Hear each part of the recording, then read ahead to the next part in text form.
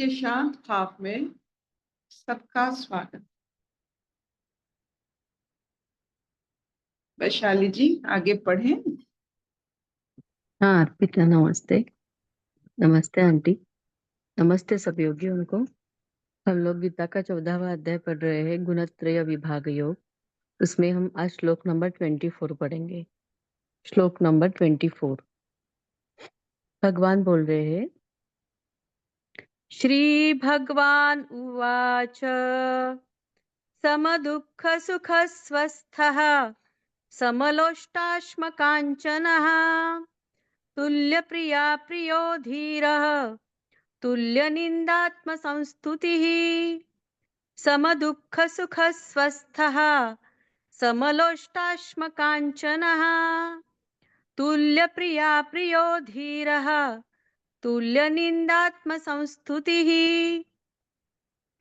जो निरंतर आत्मभाव में स्थित, दुख सुख को समान समझने वाला, मिट्टी पत्थर और स्वर्ण में समान भाव वाला, ज्ञानी, प्रिय प्रिय तथा अप्रिय को एक सा मानने वाला और अपनी निंदा स्तुति में भी समान भाव वाला है।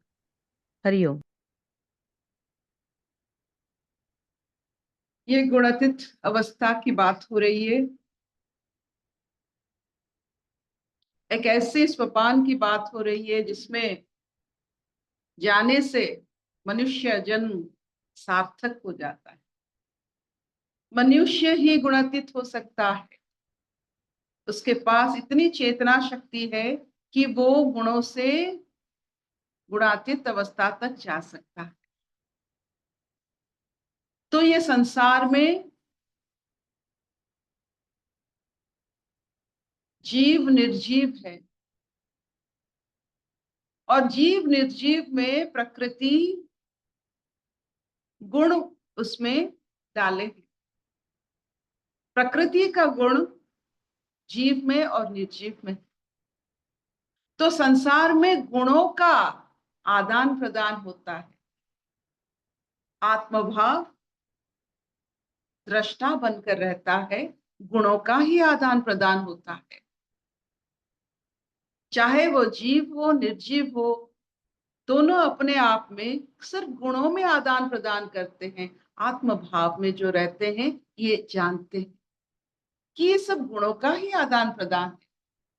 मैं तो वही स्वरूप हूं, जो था, जो हूं, जो रहूंगा। मेरा कोई परिवर्तन नहीं। ये गुणों का आदान प्रदान को हम संसार मानते हैं और इसको सच भी मान लेते हैं। आप देखो, यहाँ जल वाष्प होकर बादल बनता है। ये एक जल चक्र है। जल चक्र एक फिनोमिनन है, वो चलता रहेगा। उसके लिए जीव निर्जीव का कोई, ये प्रकृति का गुण के हिसाब से होता है। जल के गुण, वाष्प के गुण, बादल के गुण, ये सब गुणों में ही ये चक्र चलता है। थोड़ी ये जल चक्र में हम फंस जाते हैं, हमको पता ही नहीं चलता जल चक्र चलता है। वैसे गुणों का चक्र चलता है। राज, सत्व, तम, ये गुणों के अधीन हम आदान प्रदान करते हैं। हमारे संपर्क, हमारे शक्तियां, जीव और निर्जीवों में भी ये गुणों का आदान प्रदान चलता है। और ये जो जानता है ये सिर्फ गुणों का आदान प्रदान हो रहा है, तो निंदा स्तुति का क्या प्रमाद है। निंदा और स्तुति,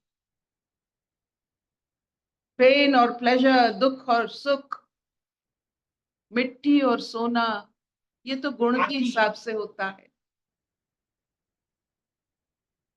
जो ये जानता है वो गुणातीत अवस्था में रह सकता।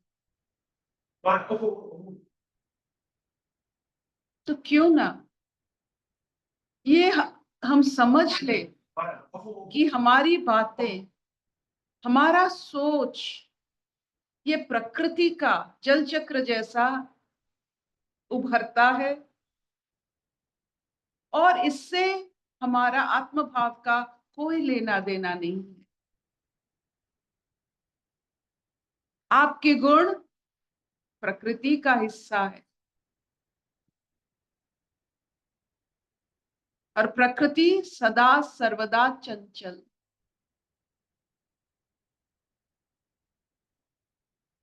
और ये चंचलता में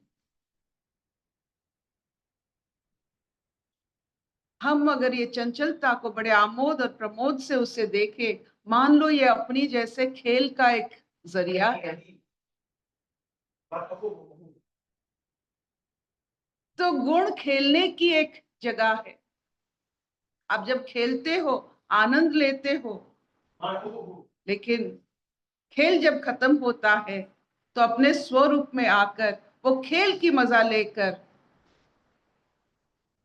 बस वो मजा तक ही रखते। फिर दूसरे खेल के लिए आप तैयार हो जाते हो। ये गुण खेल है, हमारा खेल की मैदान है, खेलने के लिए, आमोद के लिए, एंटरटेनमेंट के लिए। इसको सत्य मानना और इस पर अड़ जाना, इसी को अपना स्वभाव मान लेना, ये आपका विकार है। आपका स्वभाव बहुत बहुत बहुत सुशील और बहुत सूक्ष्म और बहुत आनंदमय है।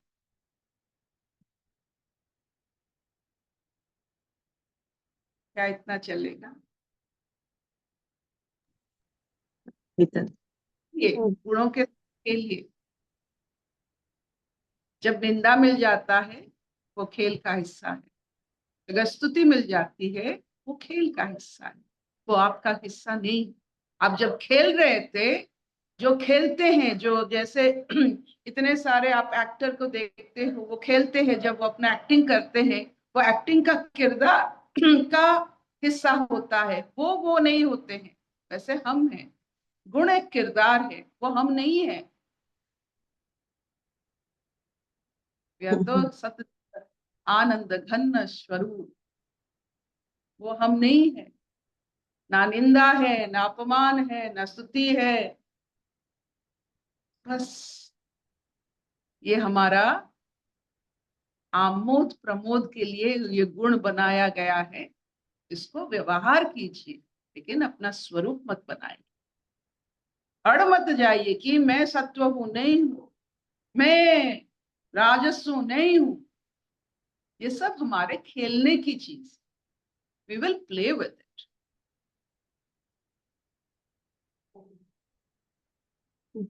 अशतो मान सद्गमय, तमसो मान ज्योतिर्गमय, मृत्युर्मां अमृतंगमय। सर्वे सुखिनः सन्तु, सर्वे सन्तु निरामया, सर्वे भद्राणि पश्यन्तु, मा कश्चित् दुःखभाग् भवेत्। ओम शांति शांति शांति। कोई प्रश्न? जी अर्पिता जी, मेरा ये सवाल है। हेलो। हाँ हाँ, मे- बोलिए। हाँ जी। कि हमें ये रोज ज्ञान मिलता है और हमें समझ में भी आता है, बिल्कुल समझ में आता है, लेकिन फिर भी हम बार बार भूल जाते हैं इस चीज को। ऐसा क्यों हो जाता है? यही तो माया है, फिर कलियुग की माया।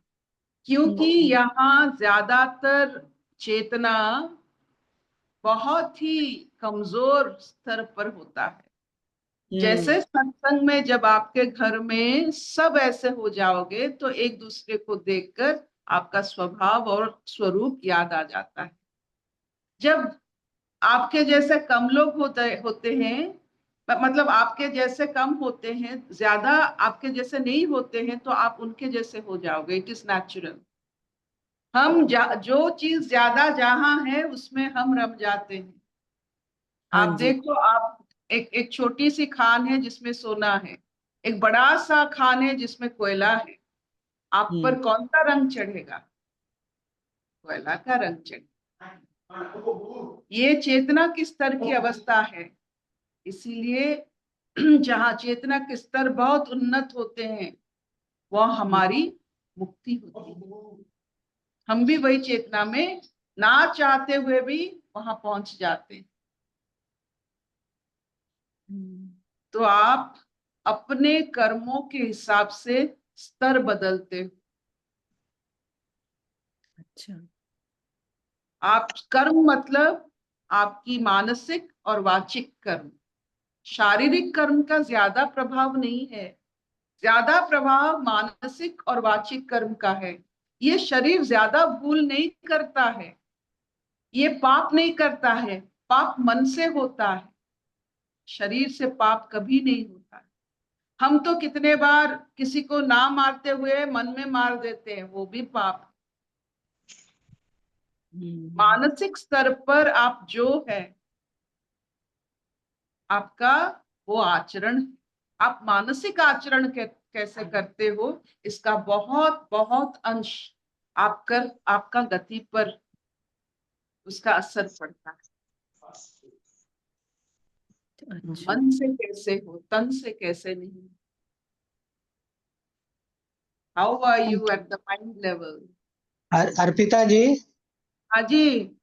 हाँ नमस्ते। आज बहुत अच्छा लगा जो आपने बताया, जो आप कर रहे हो वो आप नहीं हो। जो आपने पिक्चर का बताया कि कलाकार का अपना कोई रोल वो नहीं होता, लेकिन होता कोई और है, लेकिन कला उसको कोई भी ऊंचा नीचा गुस्सा कुछ नहीं लगता। सब जो होता है वो एक्टिंग कर रहा होता है, जो उसको कराया जाता है वो कर रहा होता है।